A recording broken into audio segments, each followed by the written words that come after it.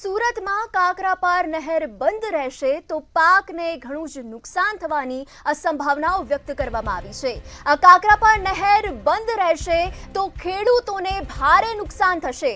નહેર 90 દિવસ બંધ રહેશે તો ડાંગર, શેરડી જેવા પાકોને નુકસાન થવાની આ ભીતિ સર્જાઈ રહી છે। 60 દિવસમાં કામ પૂર્ણ કરવા કુંવરજી બાવળિયાને રજૂઆત કરવામાં આવી છે।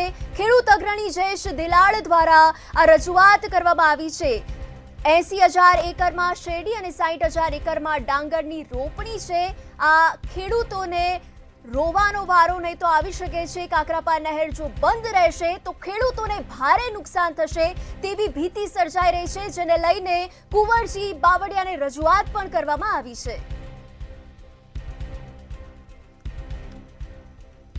તો 60 દિવસમાં આ કામ ત્વરિતપણે પૂર્ણ થાય તેવી કુંવરજી બાવળિયાને ખેડૂતો દ્વારા રજૂઆત કરવામાં આવી છે।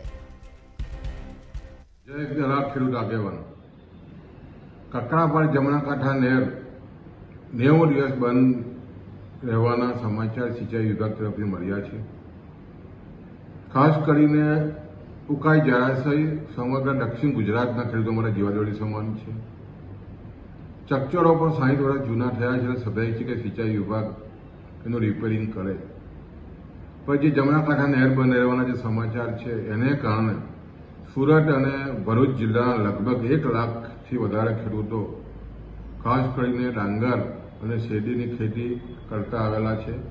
અને ખાસ કરીને જે સ્થિતિ બનવાની છે, ખાસ કરીને જ્યારે ડિસેમ્બર મહિનામાં નહેર બંધ રહેવાની જે વાત થઈ રહી છે એને કારણે શેરડીમાં ખૂબ જ મોટું ઉત્પાદકતા ઘટશે। સાથે સાથે ખાસ કરીને હાંસોદ, ઓલપાડ, મંગરોળ વિસ્તારના જે કાંઠા વિસ્તારના જે નાના નાના ખેડૂતો છે એ લોકો ઉનાળુ ડાંગર બનાવે છે।